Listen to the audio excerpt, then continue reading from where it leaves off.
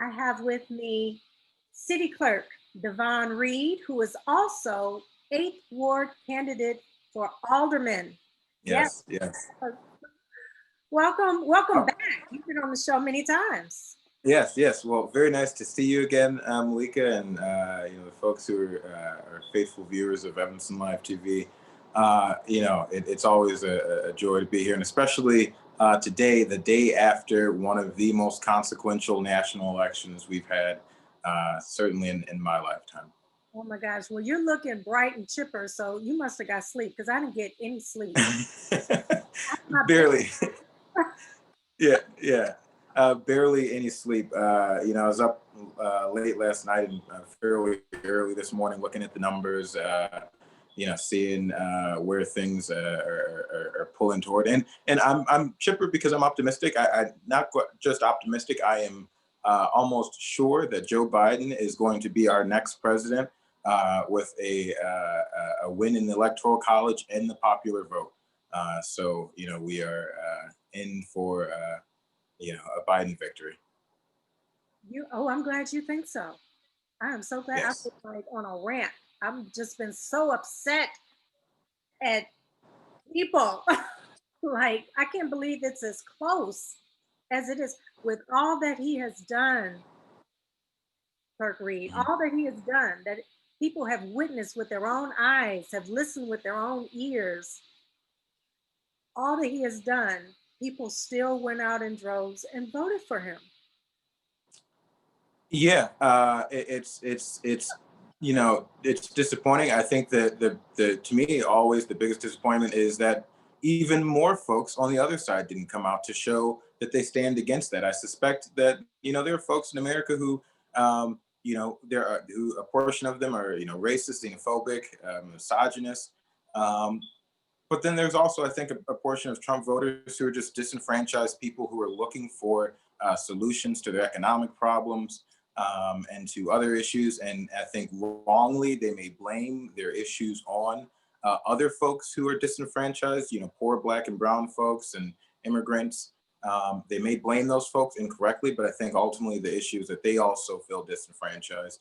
And so I'm hoping that, I'm here speaking in my personal, my clerk's position, but Democrats can spread the message of making sure that we're looking out for all those folks and being the big tent party that we say we are, but really focusing on economic issues and improving folks' lives. So I'm hoping that that message over the next 4 years will restore faith. I mean, because again, these are folks who voted for Obama in 2008, voted for him in 2012, hoping still yet again, that that Barack Obama, who strongly represented change and a new direction in our country, would also bring in change for them. And some of them felt like it didn't happen for them, or it didn't happen fast enough, or they weren't feeling it, and so they went with Trump, and maybe they went with him again.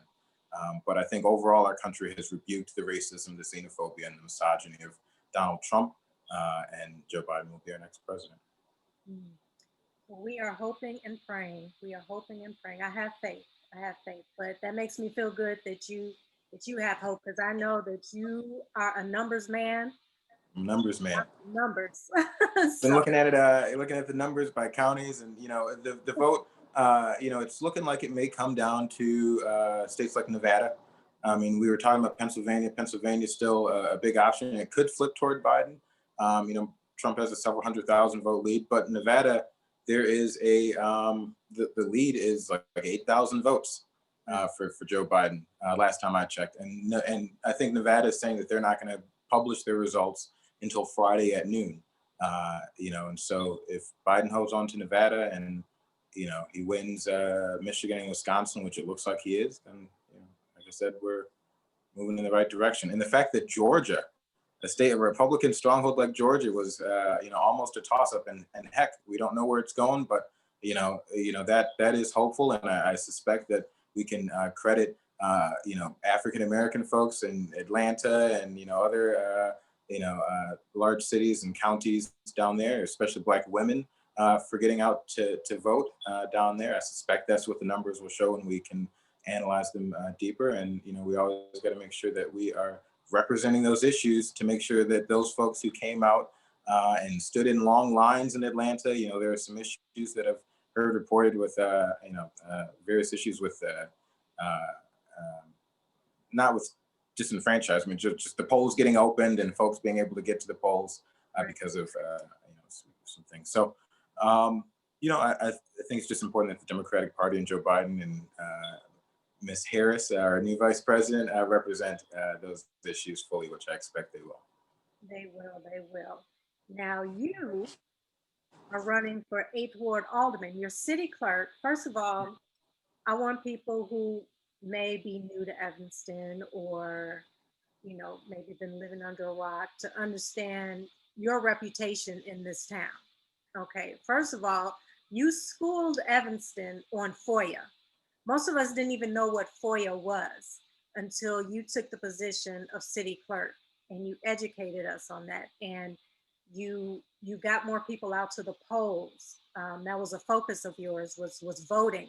You pushed for people to get out and vote, and you provided all the information that they needed, and you really got out there in the community to really let people know what the role of city clerk is. And it was through your office that, I mean, people started putting in FOIA requests and discovering questionable suspect things going on in city council. And, and then next thing we know, they started trying to strip your powers, your responsibility in the city clerk office. But you had done so much just in a short amount of time for the community and letting them know this, hey, feel free, come to the city clerk's office. And, and you were all about educating everybody. Yeah, I think that is huge. I mean, we just went through a huge election, but after the election, the major part of being a citizen is what you do for the other 365 days, the other thousands of days between, every 4 years when you cast a ballot, and really one of the greatest measures of public participation. And one thing that I'm extremely proud of here locally is that we have seen the number of FOIA requests, more than double over my tenure, which means that more folks are participating in our democracy. They're FOIAing records. They're showing up to council meetings. They're not just it's not just about holding folks accountable and being contrarian and trying to prove corruption. Really, what FOIAing documents is about, and having public access to records, it's about using our collective genius. Evanston is full of some of the smartest people in our country, some of the hardest working people in our country. I'm sorry, I hope I didn't cut out there. I was getting a call. And some of the smartest and hardest working people in our country live here in Evanston. We're fortunate to have a world-class university, top of the line education system. And so if we include more of our residents in our decision-making process and in crafting public policy, which is by the release of public information, we can make Evanston that most livable city in America that we strive to be.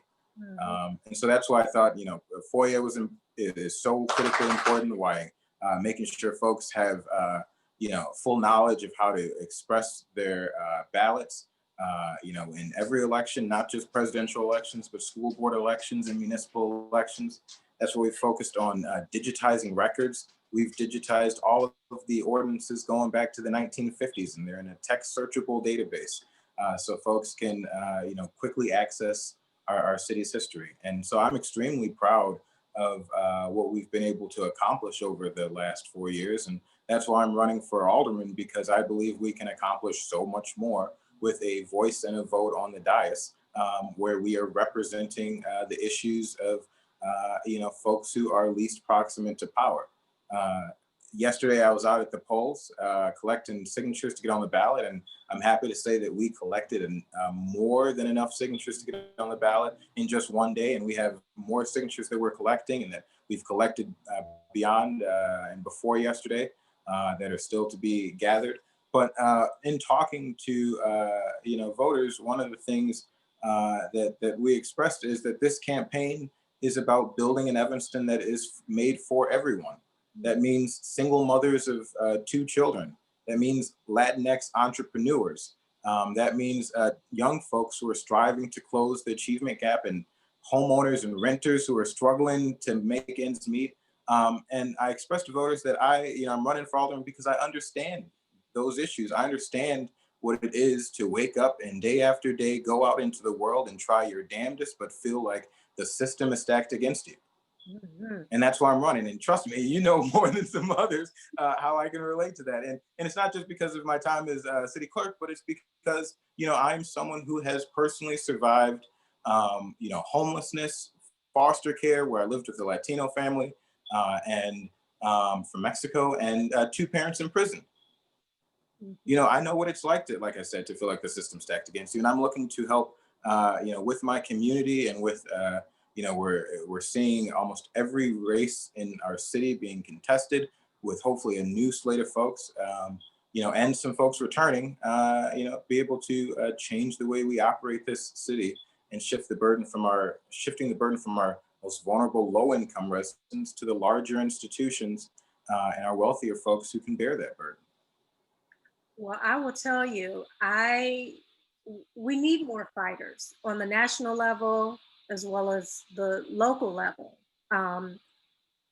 Just on the national level, I feel like Trump has gotten away with as much as he's gotten away with is because Nancy Pelosi, people just aren't fighting.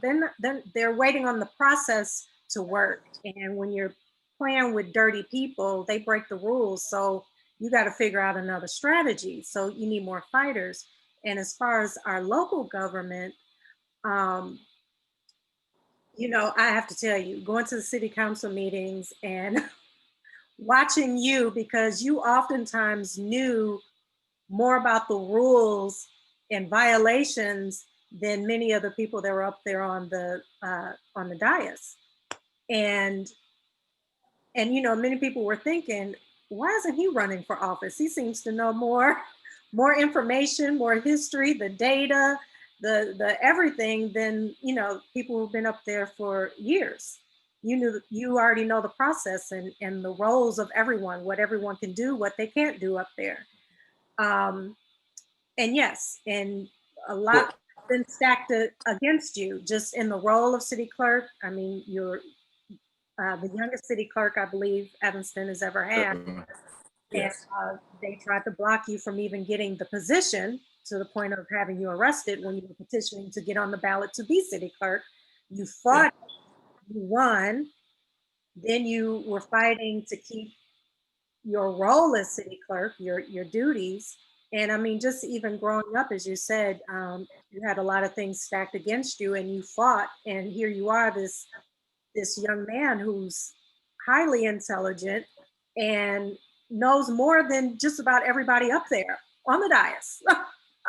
So no, I wouldn't say that. I know the rules because Black folks and brown folks, the only thing we have had to protect us in the past is the rules and the law. We cannot, if the last 4 years has shown us anything, we cannot rely on political norms alone. We have to make sure that our rights and that our abilities to participate in our democracy are codified into law. And I've taken it, very seriously to understand, these rules aren't set up just like at the national level, at the local level. They're set up so folks can be active members in their democracy. And so when folks are going around, tossing out the rules or acting as if the rules are just advisory when it comes to running our democracy, that is stopping Evanston residents from fully expressing their voices and their values in our city. And, that's something I stand against. How do you keep up that energy fighting? Because I swear, like every Monday, you were in a fight. You were in a fight up there. Yeah, again, it's about, again, like I said, we're electing a new mayor in February or April, depending on whether there's a primary or not. We are electing almost every aldermanic seat is contested. We have a new clerk that will be coming in. We have two candidates or three candidates that are filing there.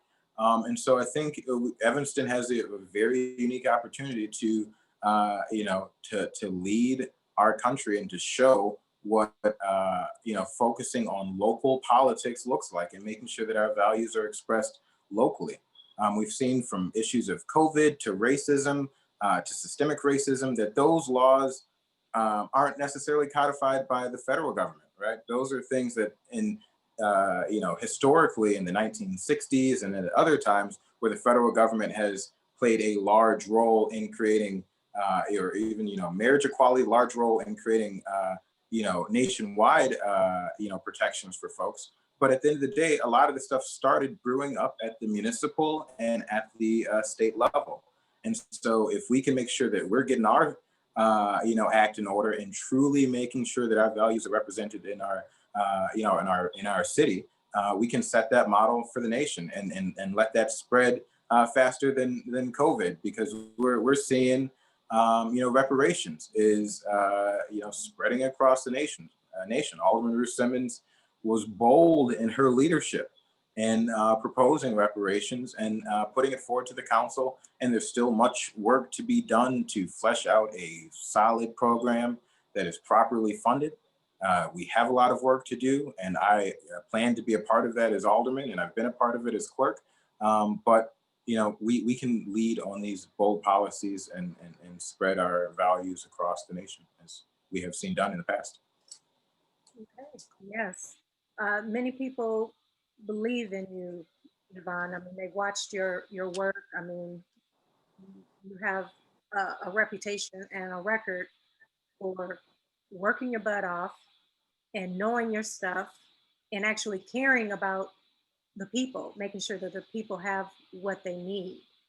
Um, as far as the eighth ward, so if you win alderman for eighth ward, um, you'll be a voice for all of Evanston, like the other aldermen up there, but your area will be the eighth ward. So what do you see happening for the eighth ward? What do you see changes you want to make? What do you see building upon that Yes. Alderwoman Ann Rainey has already been, I mean, she's been in the position for how many years now? For over 3 decades, Alderman Rainey has been alderman of the 8th Ward. Over I believe she was first elected in 1987, if I'm not mistaken. Yes. Maybe I before that. will say Ann Rainey has a reputation for if she sets her mind to something by hook or crook, she's gonna get it. She's gonna get what she wants for her ward. In some ways, Alderman Rainey has been effective. I think you got to measure effective at implementing her vision. I think a lot of people give her credit for that. But what I want to focus on for the ward is I'm a data guy. I've always been a numbers guy, and I don't like to talk about things in pie in the sky visions and just values. I like to look at the numbers. And when we look at the numbers, what we see is that the 8th Ward has of the highest number, I believe the highest number of police stops in the city. That means our residents are being potentially harassed and having their rights violated at a much higher rate than other areas in the city. We have among the highest rates of childhood poverty in Evanston. That's a metric that I think we need to change, because we know if childhood poverty is a strong indicator of lifeline of your lifetime trajectory. So if we can address it, then we can address issues 10, 15 years down the road. And we know that the 8th Ward is of the most ticketed and booted and feed and fined areas in Evanston. So we have a great financial burden on our residents, and we also know that we have the highest rates of renters here. This is a very, we have very little R1 zoning in the 8th Ward. It's a densely zoned, moderately dense zoned ward. And so that,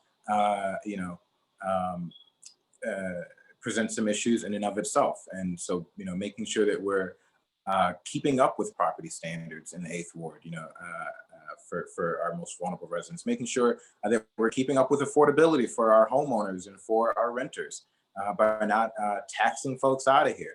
And I want to make sure that we're keeping track of the demographic trends in the Eighth Ward. The Eighth Ward is majority Black and Brown ward, but we don't want to see those numbers decline. We don't want to see gentrification where we are forcing people who have been longtime residents out. If we want to see gentrification at all, we want to see the folks who have been living here increasing their living of standard and getting more money in their pockets, because our city is doing a better job of providing opportunity for our residents. And so that's what I plan to represent. It's about representing the interest of working class folks and homeowners and renters and single mothers in my ward.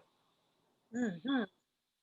And as far as definitely, when me and my mom, my sister first moved to Evanston, we lived in the Eighth Ward, and it had pockets of uh, situations, um, and I feel like some of it hasn't improved, and they've had a long time alderman.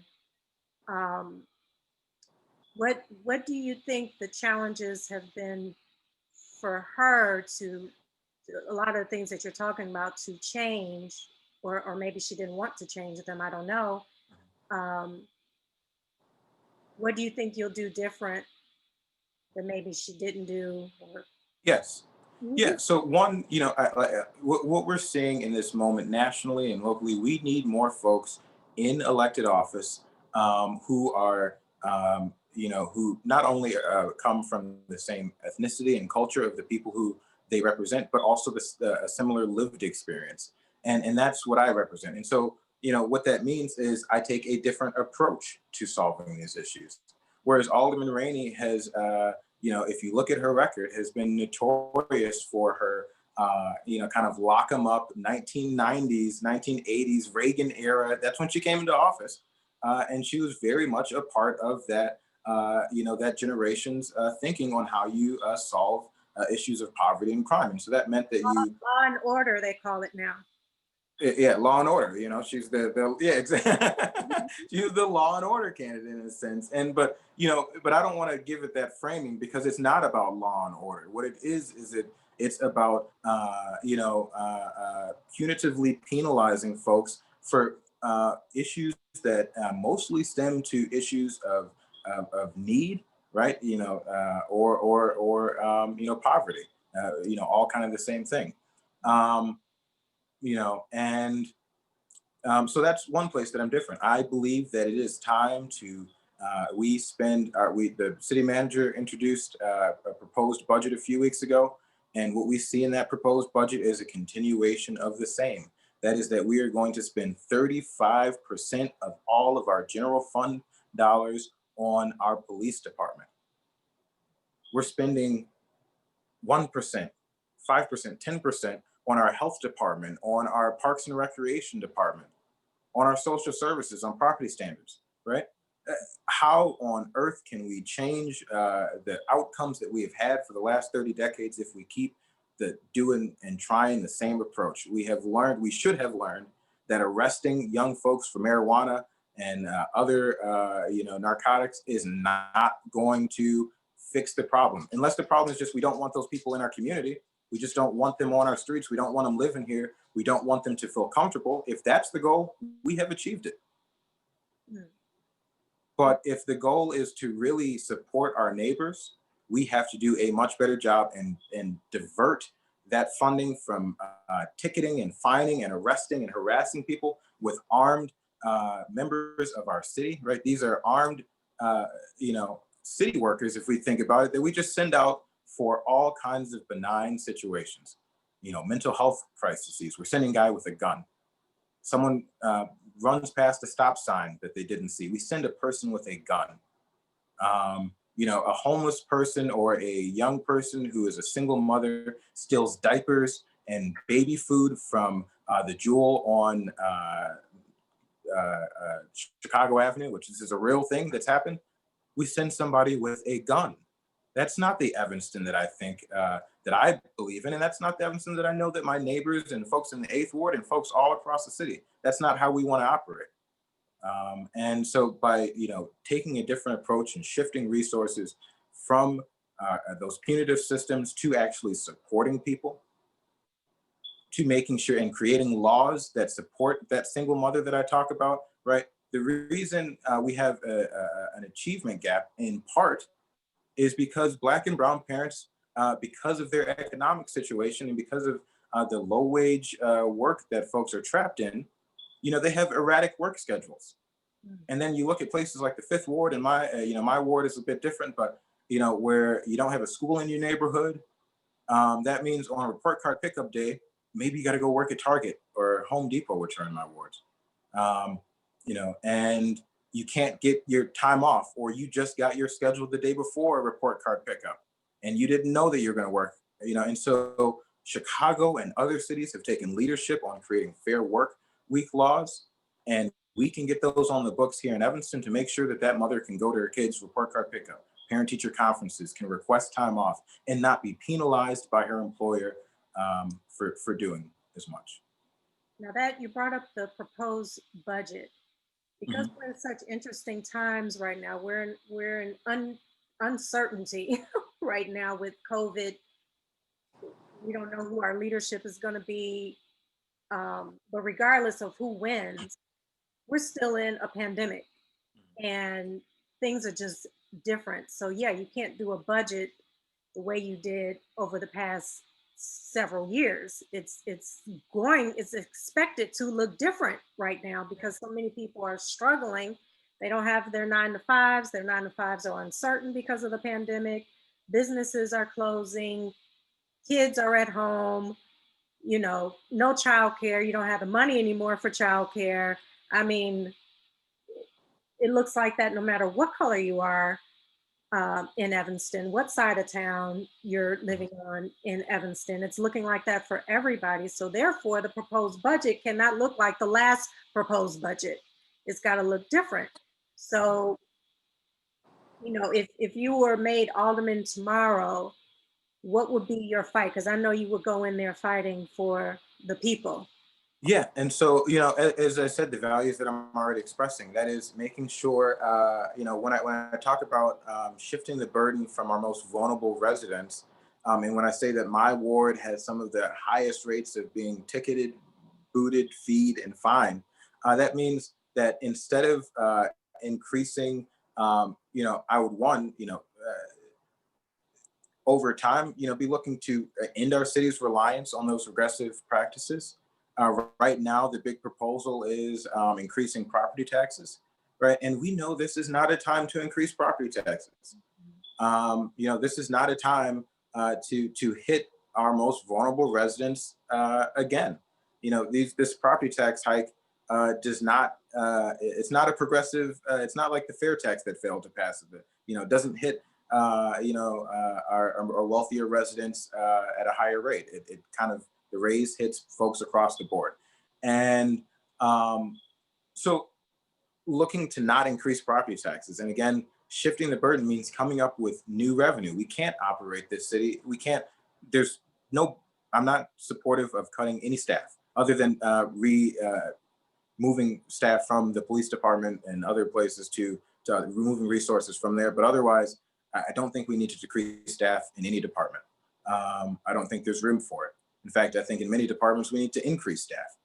So that's saving money in the police department and reallocating resources. That means coming up with, we know that 40% of our city's land, and some of it, the most valuable land in our city, is not taxable. We can't hit them with property taxes because it's owned by Northwestern and other nonprofits, and that creates a very precarious situation for a city when you have nearly 50%. And really, if you think about it, like I said, some of the land is our most valuable land. 50% of our budget is potentially 50% smaller than it would be if all of our land were taxable, our general fund, right? And so if we can figure out progressive ways to shift that burden to Northwestern, who has a $10 billion endowment, right? Other cities have come up with,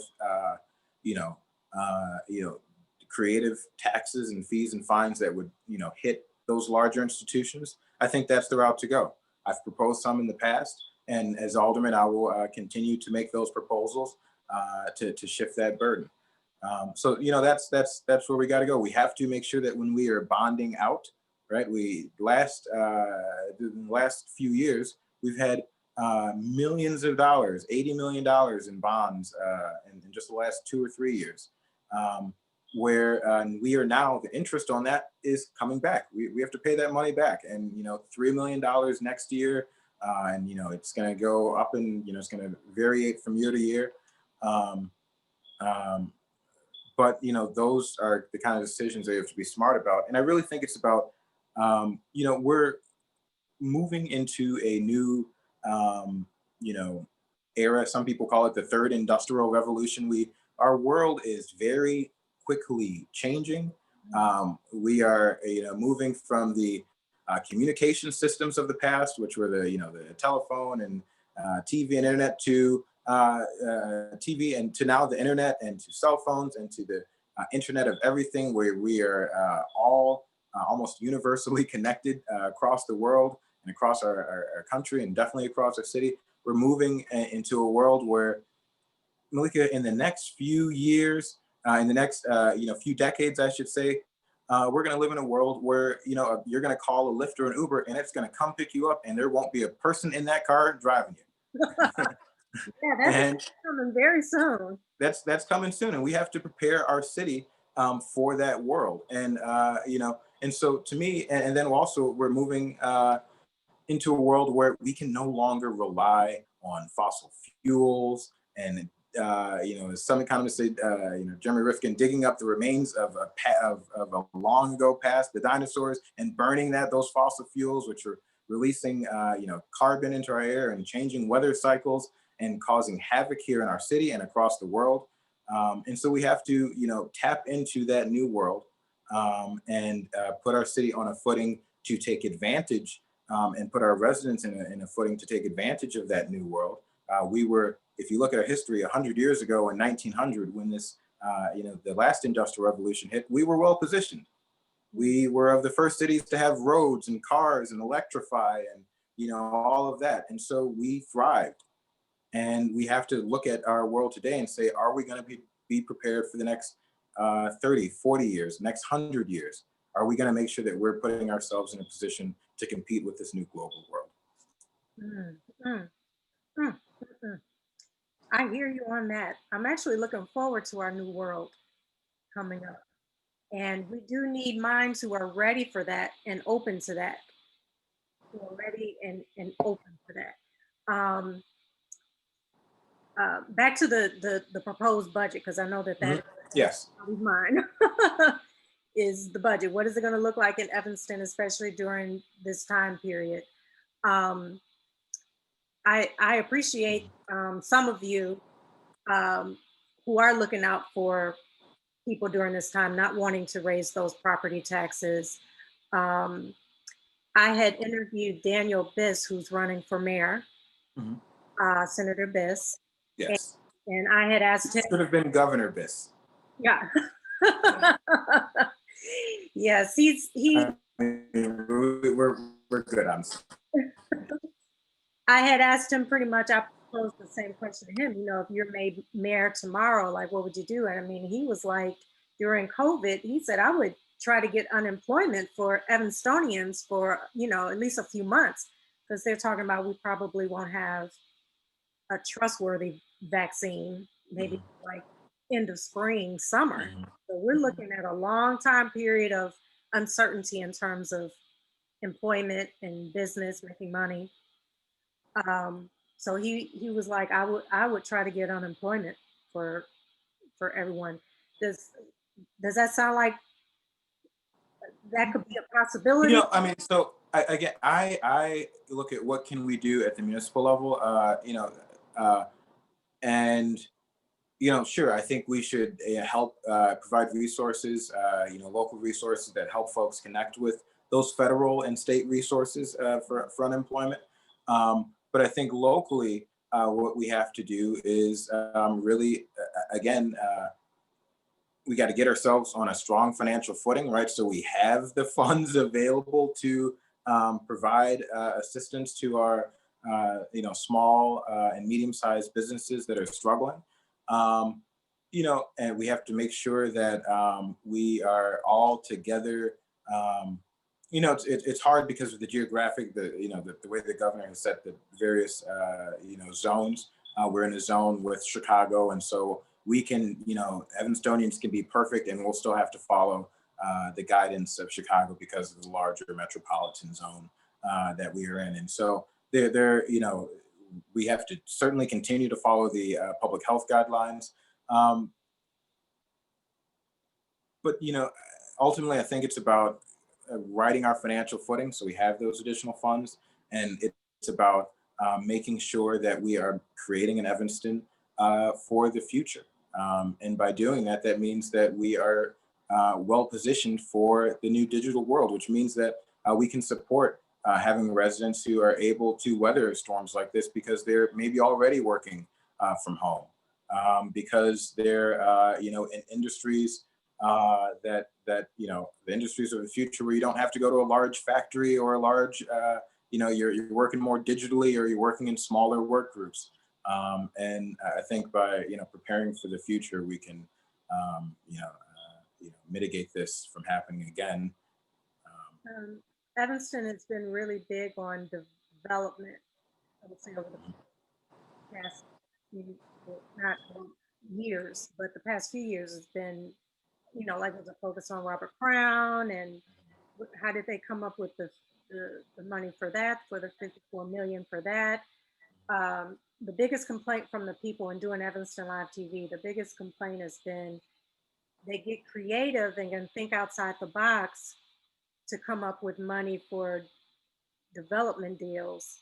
But when it comes to taking care of the people, like a school in the Fifth Ward, or if another pandemic hits us, are we able to take care of our people until the pandemic passes? Um,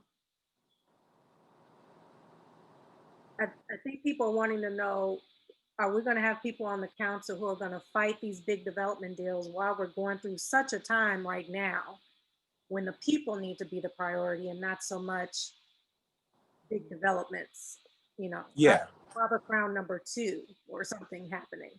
Right. So there's different categories of developments that people are fighting against. Yes, there's large financial expenditures from the city like Robert Crown, and like I said, I want to make sure that we are responsible fiscal stewards.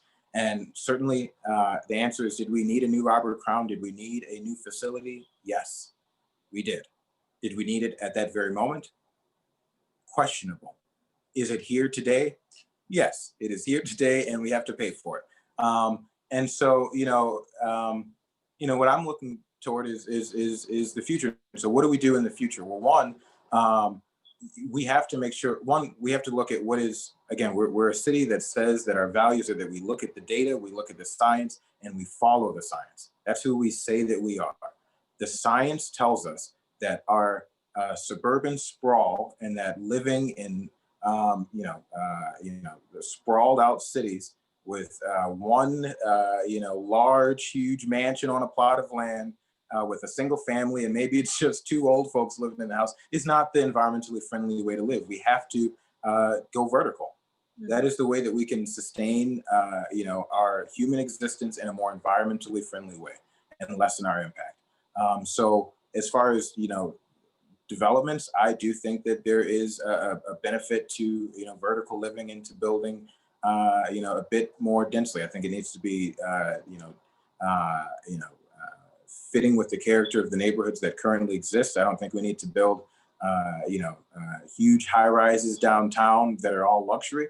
But the real thing that we want to watch for is as we're supporting these developments. One is the city, are the taxpayers. Are we giving away millions of dollars of our hard-earned tax funds to wealthy developers who don't need it? And those funds could be better used to lifting up the least proximate to power. That's something I'll be watching for. Another thing is when these developers attempt to opt out of creating affordable housing in these high rises, I will not stand for them getting off the line with making BS contributions to one nonprofit or this fund or that fund. You need to build that affordable housing, and please donate to the reparations fund separately. But we need that money. We need that affordable housing, and then please give us the donation. And we need to make sure that we're charging. We need to look at the numbers and charge a much higher rate than we are charging now for folks opting out. We need to make sure that we're allowing, in some instances, for that affordable housing to be built elsewhere. I think if we're serious about affordability and ending structural racism, we have to evaluate our R1 zoning. That means that we have to look at these exclusionary, historically exclusionary policies that have made it impossible for folks who are striving for a new future, lower income Black and brown folks, to afford to live in the 6th and 7th ward, and to afford to live anywhere in the city of Evanston that they want. I think we can look at that and allow for multifamily units across our city in a responsible way that keeps the character of our, some of our neighborhoods, but also, makes us more environmentally friendly, racially equitable, and affordable. Well, Devon, all that sounds perfect. It sounds really, really, really good. Um, what I've noticed is that we'll get some really good fighters on the council, like watching Alderman Robin Ruth Simmons. Um, she was pioneering reparations, and then all of a sudden, out of nowhere, reparations was on the table for discussion to be cut in the proposed budget, and she had to fight. I've seen her fight a few times to make sure reparations even stays on the table. Um, and then you have a crew of aldermen up there. I mean, those ladies have been working together for a very long time, and it makes it hard for fighters to get what's right and just through, because they'll vote against it. And it's kind of like the good old boys club up there when you're watching it. Um, how how do you intend to handle that kind of? I mean, you've done it as city clerk. I've watched you, but as alderman, now it's like it's almost an even bigger role, because now you're like responsible for your ward too. Oh yeah, yeah. It's certainly a role that has a much wider breadth of influence and ability to create change in our city. And so it's really building in. There's two kind of skill sets that are separated. In the clerk's office, I did not, and supporters of ours did not have a voice, did not have a vote. We could speak from time to time. Sometimes we'd have to walk down. I'd have to walk down around from the dais to speak. But our team did not have a vote on the dais, and a vote allows you, a bit more negotiation with your colleagues, and but also because I didn't have a vote, we had to really build the outside game and really educate people and really work collaboratively with folks who care about what's going on in our municipal government, and so we did that. And I'd say, at the end of the day, I think on April 6th, when you see the election results, I think you'll say that may have been successful. We'll see.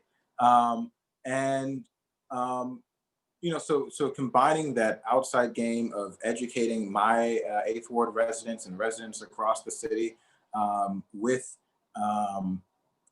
actually having the ability to, having, certain authority that cannot be taken away. Like maybe they will, maybe I'll get elected and some other folks will get elected and all of a sudden aldermen won't have the ability to vote anymore. I kid. But there's certainly a different role here and certainly different abilities. And, we're going to make sure that we, pursue those avenues. And I think there's going to be a slightly new council elected as a result. And we're going to, continue educating folks and making the case. And here, what is also different, one of the things I really want to do is I want to raise the level of discourse for the Evanston City Council. We have this aversion and Alderman Ruth Simmons may be able to attest to this, and some other folks. We have this aversion of bringing in outside experts. We have this very, kind of, it's this city, it's this, bureaucracy, it's this top-down hierarchical hierarchy where, we only, folks got insulted. I proposed a policy to make police misconduct, not proposed, I issued a policy making police misconduct and use of force records publicly available. I brought in Matt Topic, and folks who are in the FOIA and the Open Meetings Act world and the police records world recognize Matt Topic is certainly Illinois' leading attorney in those issues. Has fought all of the preliminary cases that you can think of. The 2011 and 12 case that said police misconduct records are publicly available. Cases, the case saying that the Laquan McDonald video had to be released to the public. Cases saying that Rahm Emanuel's emails had to be made public that showed some of the stuff. And so he's led on, been the lead attorney on all of these instrumental cases in public records at the public records law in Illinois. And our city council and our corporation council was insulted that the clerk's office had brought him there.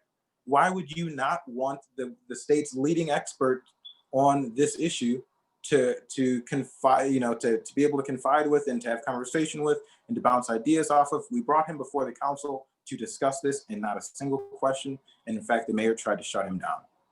To me, that is not how you build the most livable city. You want to, especially in the age of COVID, where we're connecting digitally via Zoom, we can meet with the greatest minds in the world on any issue. Evanston is a top tier city. We are respected in the municipal government world across the nation. And we can bring in those top minds to help us solve issues. It's helped with reparations. Alderman Ruth Simmons can tell you that it wasn't, her alone pushing it. It was, she led it, but was supported by, various organizations from outside of our city and inside of our city. But certainly various organizations outside of the city, both national and in our state and locally, that made it possible. And when we bring together more and more folks, it's really about how do you think of government? And I think, in the new world that my generation is growing up in, that world is one where we are connected. We are constantly seeking the feedback of our peers. We don't look at the world in a top-down hierarchy. We look at the world as platforms. Facebook, social, YouTube, all of these things, they are not top-down hierarchies. It's not like the old broadcasting system or the music industry system where, you have folks select who the winners and losers are. We have made a platform where anyone at near zero marginal cost can tap in, create content, and share it with the world and get their peers' feedback and share that collective genius. Government is still operating in that top-down, old-fashioned model. And we really need to change and adapt to the new world that we're living in, where the world and where the government and the world that we're interacting with is more and more becoming a platform for all of us to express ourselves and our values. And government needs to become a platform for folks to become engaged in. And that's how, we'll begin to solve a lot of these issues. I like that. I like that. A platform as opposed to hierarchy. Yeah. I believe some people up there on the city council definitely operate in that way. Yeah, and you ran your city clerk campaign on transparency. So you are all about it. And I mean, even when they've tried to catch you up on things, you were like, okay, well, let's talk about it. Let's let the public hear about it. Let's talk about that for a second, because one thing I have to acknowledge is if you are out there and you're someone, I'm sure a lot of Evanston Live TV viewers and some other folks are more up to speed, but if you're just kind of if you're loosely engaging in city government and maybe you're just reading some newspapers, you may have a very different image of me, and I admit that. You may think that I am some monster, that I am going around harassing staff, that I am making a hostile environment for our city employees, and that I'm anti-union and all this crazy stuff, and that it is so easy to paint a young Black man as. And it's we know there's certain platforms like Evanston Now that folks kind of call out, but sometimes we don't recognize the coded racialized language. Such as in one article and in a publication I won't name, popular here in Evanston, well respected typically. When Mayor Haggerty is seeking records, he requests the records. That's normal. You request a record. When I am seeking a record, I am demanding the record. I demand. I don't just ask for records or seek records. I demand records. And so that's the coded racialized language, and I think that applies with the hostile work environment stuff. What hostile work environment did I create? If you look at the record, and I've issued a challenge to folks who have that view of me, if you believe in truth and justice, I challenge folks to check the record. Don't believe me. Look at the accusations. Accusation that I created a hostile work environment regarding FOIA. Well, now we have a complete record. My emails are there. You can FOIA my emails. The mayor admitted that it's captured in the emails. You can see the issues that I raised to our corporation council, where I said, this is the problem that I'm having with FOIA. This is the problem. You guys have to comply with the FOIA statute. No, positive response or resolution. I file a lawsuit. The city makes a legal maneuver to make my lawsuit moot. But what we did was we still wanted the truth. And so we took all of those issues to the Attorney General's office and got the Attorney General's office to opine on it and to make a determination separately of the lawsuit. And if you check the record, read my emails, read the issues, my lawsuit that I filed, go to the Attorney General's office.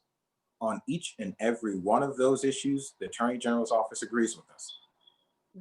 If I was wrong on those issues, I think I would be if I created a hostile work environment for employees, I would be unfit for office. I don't think that's the way we should operate our government. I think we should come to consensus and be collaborative. But I'm willing to collaborate with anyone, but I will not corroborate people who are standing against the public's right to access records. And so again, if I'm wrong on these issues, call me on it. Mm-hmm. You'll be hard pressed to find it. And then the rest of the accusations with the healthy work environment of other harassment and anti-union. Well, guess what? Our state's attorney, Kim Fox, who was just reelected last night, thank God, her office, the state's attorney's office, an independent office, looked into all of these issues. There was a law firm that looked into it and drafted a report and made accusations of felony eavesdropping, of official misconduct, of felonious acts, right, that could land me in jail for years. The states, and they drafted this letter, this law firm who has coincidentally been involved in incidents with African-American employees. There have been 4 healthy work environment complaints that this law firm has been involved with. Each of them have involved African-American employees, and I guarantee you know the names. Suzette Robinson, over $1 million that the city spent on that lawsuit. Kevin Brown, Vonda Thomas Smith. Kevin Brown's in the process of filing a lawsuit with the city and with the State Employment Board for racial discrimination. Suzette Robinson, a nearly $100,000 settlement for Vonda Thomas Smith, nearly $100,000 settlement. And then myself.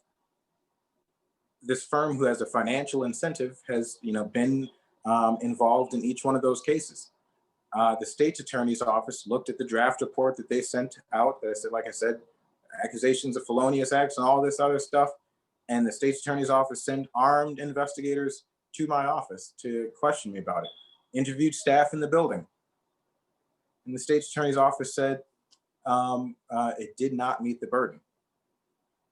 It did not meet the burden to move forward with it. Because it's not true. And if it was, I would be unfit for office if I had actually committed any of those acts. And I would not be running. Right now. I'd be down in Cook County Jail, likely on my way to Statesville or something of the sort. I'd certainly be out of public office because those were serious accusations. And what the media does quite often, across the board, is they'll report accusations. The report that the council moved to censure the clerk, but they don't report the conclusion, which is there's no censure. They don't report the conclusion that the state's attorney's office looked into it and said no go. A financially incentivized body. looked into it. No go. The Attorney General's office looked into all of these matters that the clerk raised in FOIA. Said, we agree with the clerk. The clerk was doing what was right.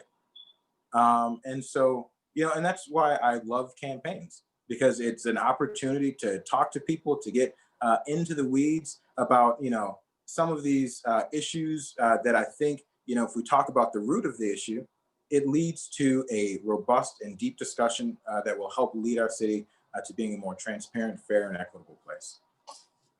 I'm glad you're directing people to do their own research. Don't believe me. You don't need to believe me. I want you to go talk to the state's attorney's office and to the attorney general's office. Look at the record. Go talk to those independent bodies that have no financial incentive. Their only service and incentive is justice and executing the law. Look at them, see what they say. Read what the city said and read what I said. Do your own research, and we'll let you make a decision. But if I can touch on one more thing really quick, is that all of this, kind of what it's been an attempt, the real attempt has been to question my judgment, to say that this young man lacks the judgment to hold public office.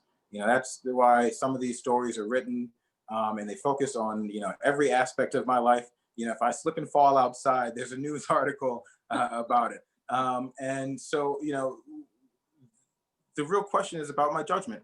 And, I think that I have shown stellar judgment when it comes to my role as a public official. And I don't want you to believe me. I want the voters to make the decision. Look at my record. When it came to making sure that the first Latino in Evanston's history sat behind the dais of our city in an official role and represented to a growing Latino population in our community, that they are to welcome here, not just in words, but in true action and visibility and representation, and the ability to communicate with folks who are coming in to the city. That was my judgment. You can judge me on it, and determine, was that good judgment? I think so. When it comes to making sure that our public comment sign-up is moving to online platforms, and to making sure that the public before COVID, this is before COVID was even a thought, pushing for public participation through electronic means, so parents and homeowners and busy working folks can participate in their government without having to schlep up to city council and wait for hours for a meeting that's supposed to start at 5:30, 7 o'clock, that's not starting until 9 or 10 o'clock sometimes. You can participate electronically.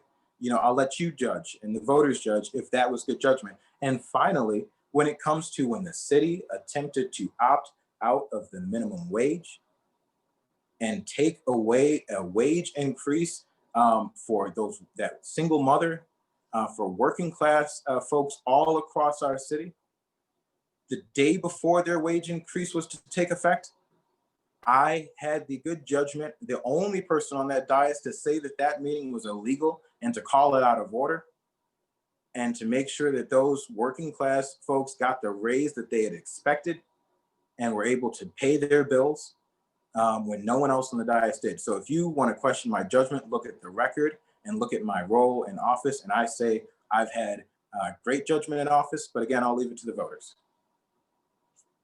Well, I think what people are going to love about you, Devon, for those who don't know you and they're coming to learn who you are, especially now that you're running for alderman, is that it's apparent that you've had to fight to do your job as city clerk, and you've done a great job at it. And those who've encountered you have been educated and have walked away knowing more about how government is ran, and the city clerk's office, how to even utilize the city clerk's office.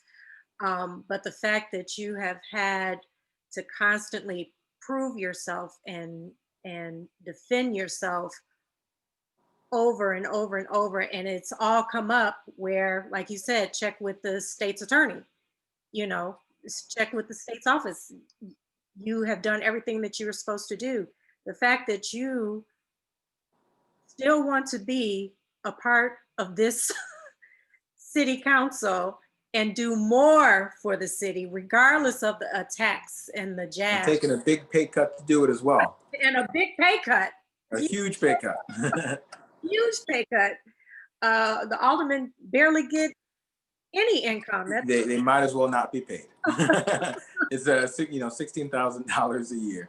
Yeah, It's a minimum, it's below minimum wage, or just at minimum wage. yes. So that speaks to, I think, what people are going to get from this. That speaks to just who you are. You're taking a huge pay cut to your livelihood because you want to have more, get your hands in there to really help the city that you love. I don't want to get, I want to get my hands in there, but it's because I want to get your hands in there. I want to get my community's hands in there. I want to make sure that we're bringing more voices, not just mine, the voices of my community into government. Whether I agree with you or not, if you have a concern and you have a question for staff on an issue, because I believe in robust fact and data-based, debate, I will ask that question and I will seek that truth for you.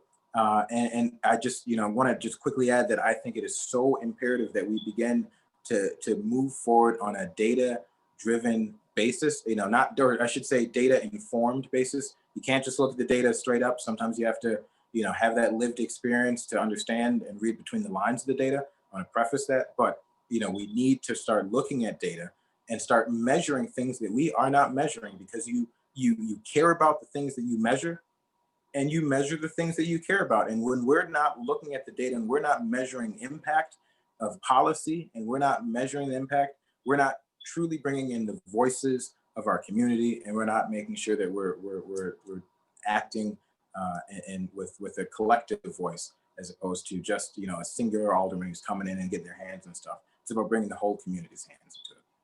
See, people love that.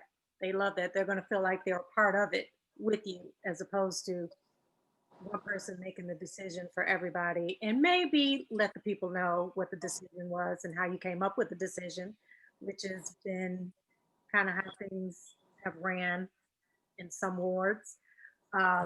So yes, I think Eighth Ward and all of Evanston would love to know that, learn that about you, that you see it as all of us with you, not just you making the decision. I love that. I love. Well, I want to let folks know how they can get involved with the campaign and support the campaign. So if you're watching this now or you're watching it later, what you can do is you can follow us on Facebook and on Instagram. It's Devon Malcolm Reid, or you can search for Reid for Aid. We'll have a website up fairly soon. It'll be reidfor8.com. And also, we definitely need to raise money for our campaign. We are, a contribution link is on all of our social media pages and will be on the website. So please chip into the campaign effort. Thank you for the support that we have received thus far in the clerk's office. And we're looking to continue the work as aldermen. All right. All right. Thank you so much. And tell them one more time how they can reach you and how they can support and learn more about your platform. We'll make sure that there's a link down below at some point in the comments. We'll put a link, but also it's Devon Malcolm Reid. You can find us on social media, and Reid for 8 will be the website that will be open soon. And also you can join us. Like I said, we're still petitioning. We collected our minimum number of signatures, but we're still going out and petitioning. So if you're someone out there who has petitions already, and you've been circulating from our digital petition that we've made available online, you can come to Elks Park on November 11th at 6 p.m. To drop those petitions off. We'll be having a kickoff. I think it'll be somewhat of a mix of in-person and digitally through Zoom. We'll figure it out. But certainly we're going to collect those petitions on November 11th at Elks Park at 6 p.m.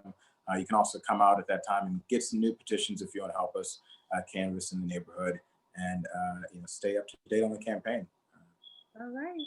Thank you so much, Devon. As always, I always learn more after. I tell you, when you encounter Devon Reid, you walk away with some gold nuggets. You walk away with more information, a new way of looking at things.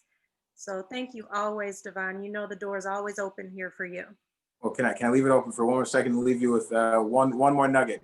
We celebrated a huge a landmark, with it being 100 years of women having the right to vote nationally. And I just want to show you how much Evanston has been a bold leader on policy, not just reparations and school integration, but in before 1920, when women got the right to vote nationally, in 1892, women were voting here in Evanston in school board elections and running for office. We had a woman in that election in 1892 run for school board and win. So that is how Evanston has been bold and fearless for a long time, and let's continue that pattern. Oh, Devon, we did get a couple questions. Let me just get one question in Yeah, here. yeah, sure. I'm sure happy to answer any questions. I know you I've kept you for like an hour. Vanessa Caleb says, where can we read reliable news reports on what you're describing? So I guess in terms of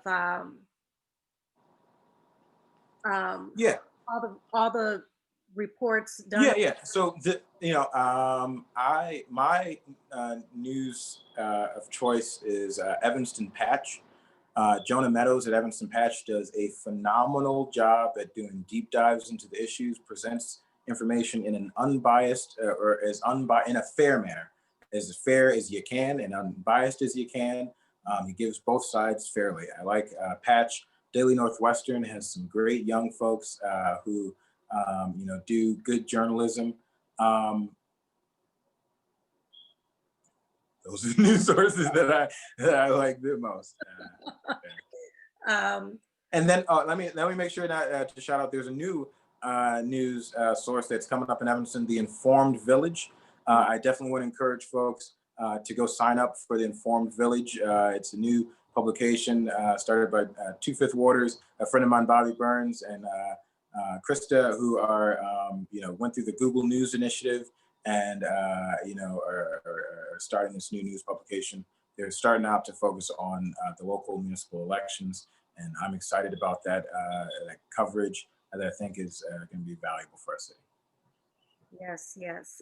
Jonah Meadows is excellent of the Evanston Patch, definitely. And I love the Daily Northwestern journalists. They work so hard and they come on the spot when you call on them. I do love Heidi Run. Oh, Heidi Ronda. Yeah, yeah. They're definitely reporters. I actually just watched your interview with Heidi not too long ago. I think you did it last week at some point, or maybe I just saw it last week. But Heidi is great, and that she's a shining example of what it means to be our media space is predominantly, especially here in Evanston, it's predominantly white. I can't really point to any Black journalist or journalist of color that we really have, on the political beat on a regular basis here in Evanston. Mhm. And Heidi happens to be a shining example of what it is to be someone who is white and operating in a space where they're covering issues that may disproportionately impact folks of color. And she makes sure, from everything that I've read from her, that she puts those voices first, because that's what equity is about. And Heidi is definitely a shining example of good journalism here in our city. Yes, we love her. Heidi, Jonah, and the Daily Northwestern kids. So, Vanessa, that's where you can do your research and get all the outcomes of Devon's career throughout his city clerk career. But thank you so much, Devon, as always. And the door is always open here for you. Thank you. All right. We'll be following back up with you as the race gets going, because I know, I can't wait. I can't wait. I can't wait. I'm happy to come back right after the holidays, and even before then, happy to come back and check in on where everything is at. All right. All right. Okay.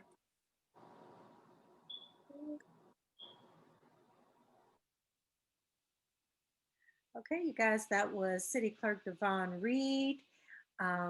We've had him on the show here many, many times, and I always learn a little bit more from him about what's going on in our local government here in Evanston. So he is running for 8th Ward Alderman. So you all be sure, do your due diligence. He's urging you, he's encouraging you to do your research on him, to hear the outcomes of everything that has been thrown at him.